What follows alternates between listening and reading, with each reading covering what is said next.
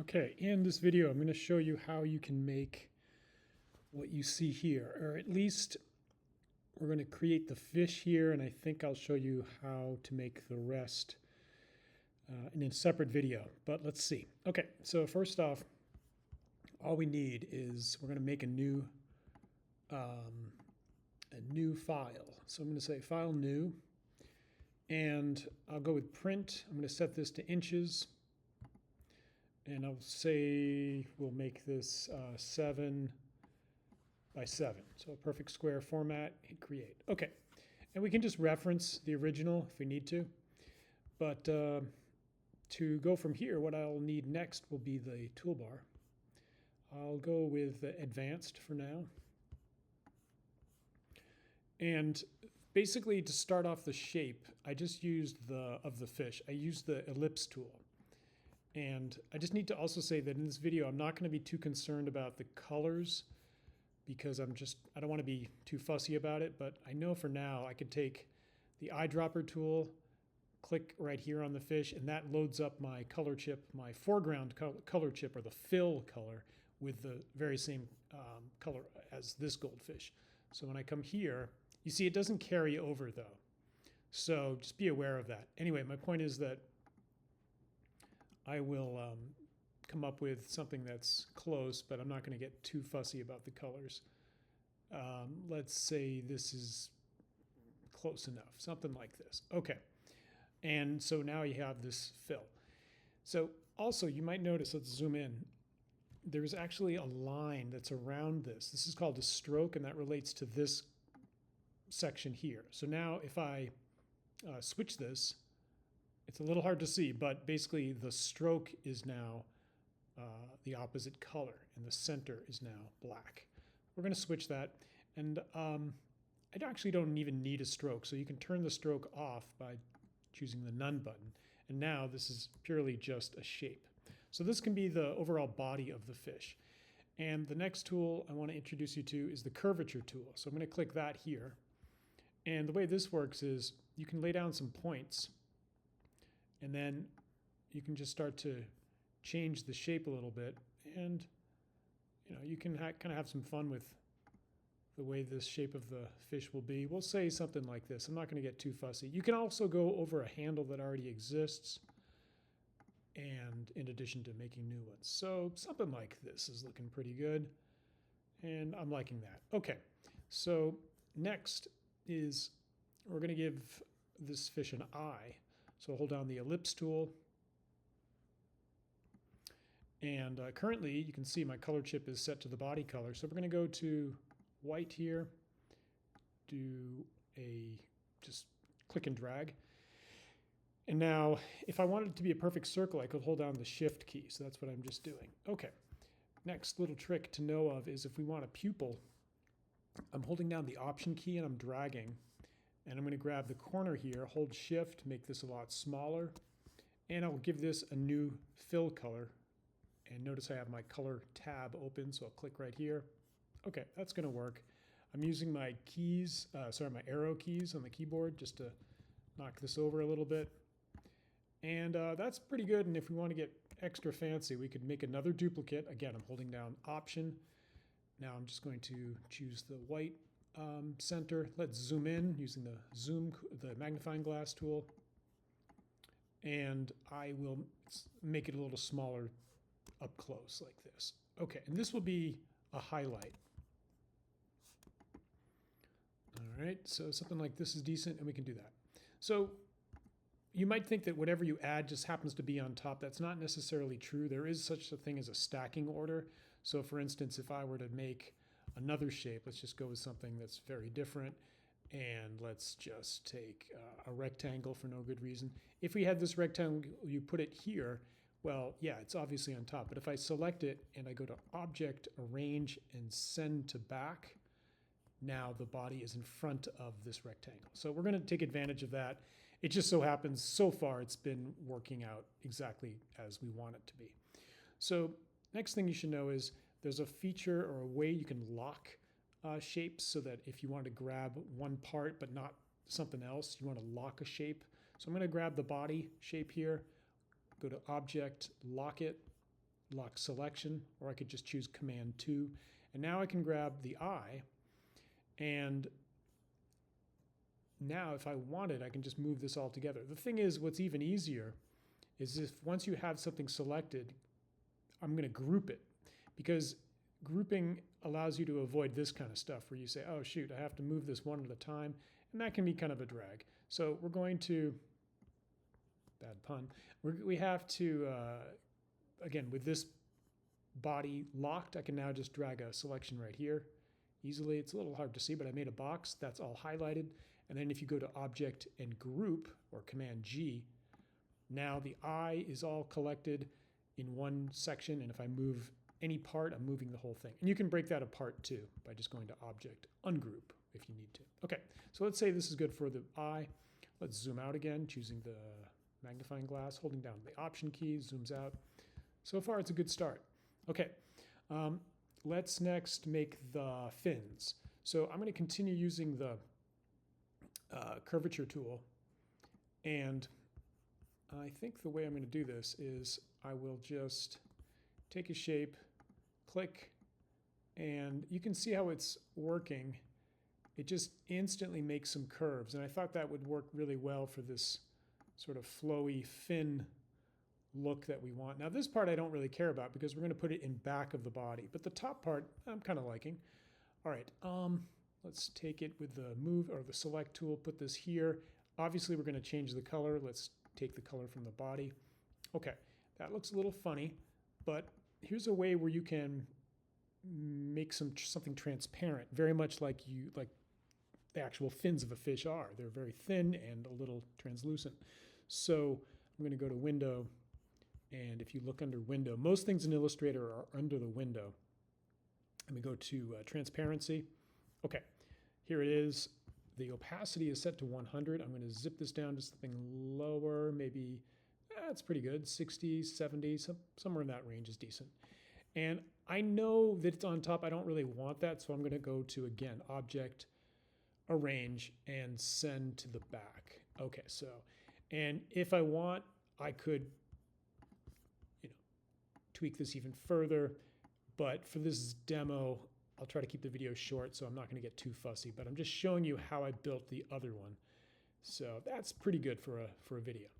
All right, yeah, if it leaves a point behind like that, just delete it. Okay, so let's get the other ones. So same thing, take the hand tool, move this over, curvature tool.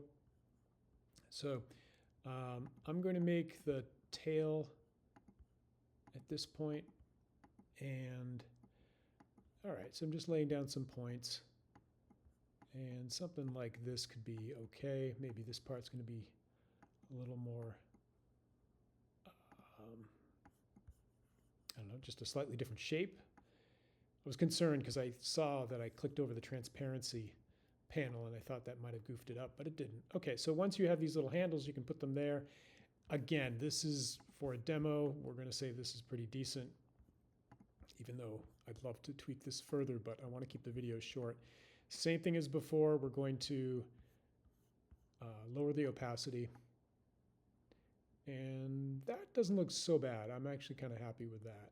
We'll say that that's pretty decent. All right, and then finally the one for the bottom here. So I kind of think the way I made the one over here was a little different. So yeah, I know how I did this. Okay, I'll show you. What I did was I actually used a rounded rectangle, and it is right here. I just made this shape. And then this is more or less an excuse just to show you how this works, but you can round the rectangles even further. Sorry, the edges, I mean to say.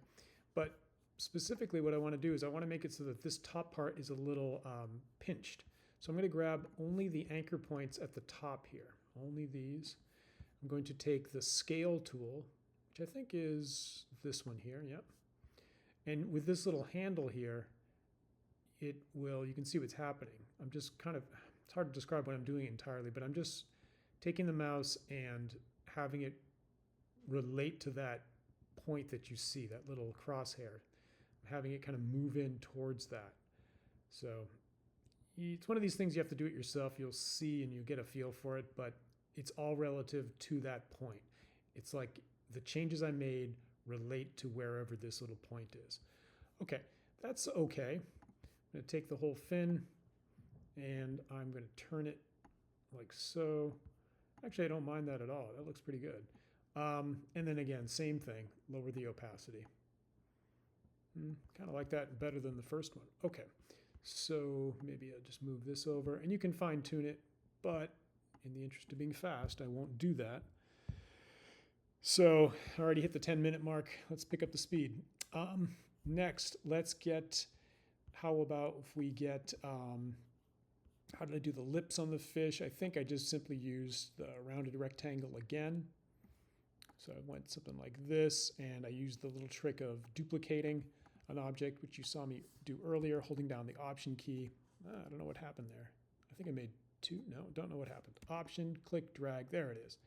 Okay, so there's the second one, and we'll take them both. Yes, I could group them, Command G, put them here. That's pretty good. Just a little something. Okay, and now let's get some scales and the pectoral fin. Actually, here's a little trick. We could try this. We're going to recycle this fin. So Option, drag. Okay.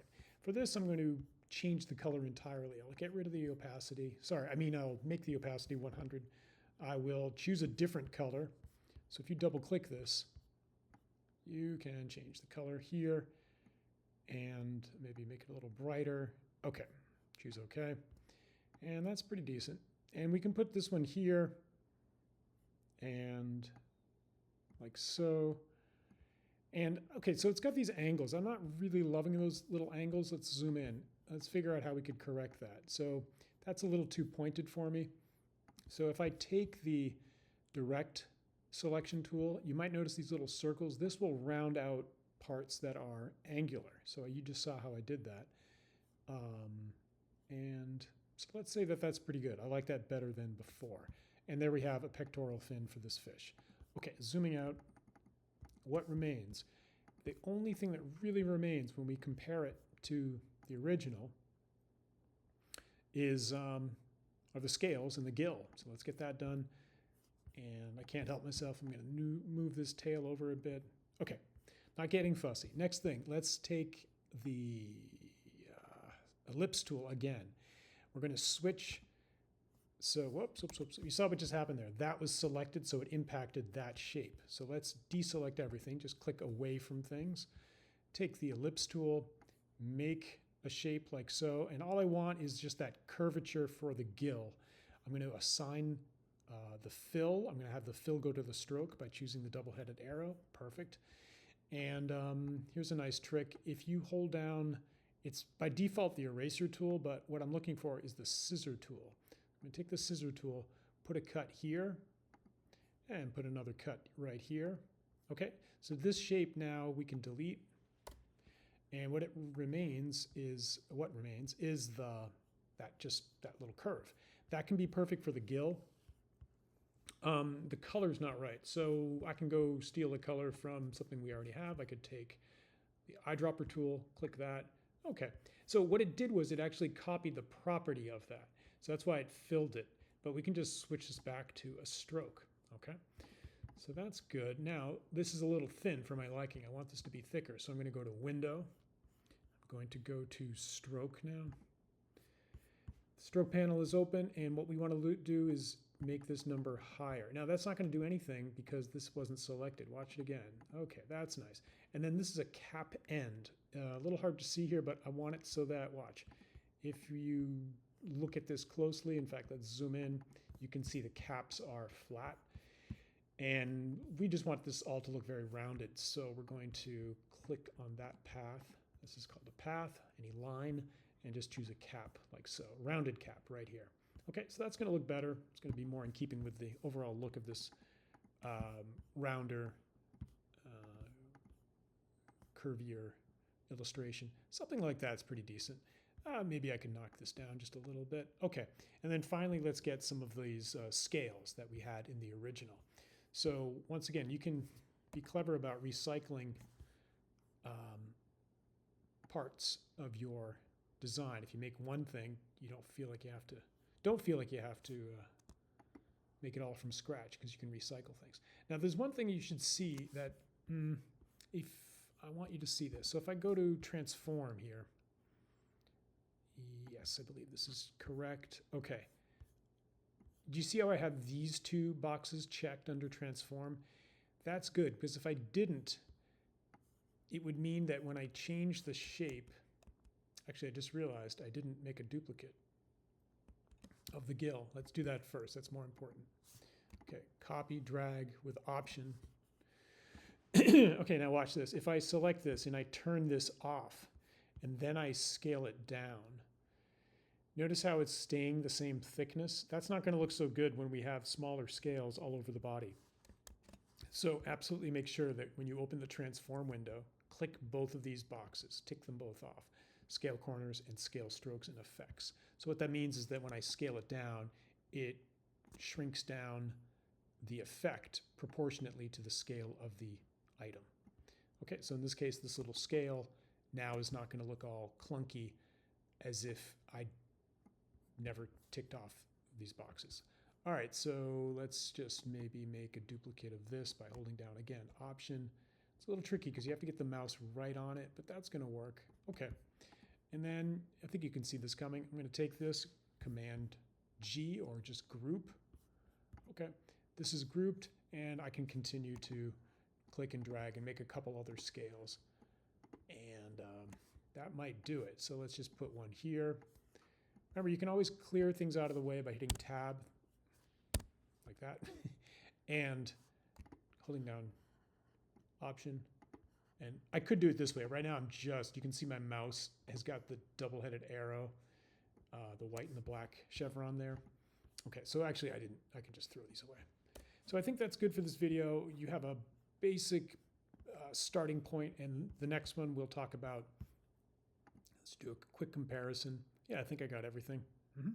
Okay, so in the next video we will make the background. And that's it for this one. Okay, bye.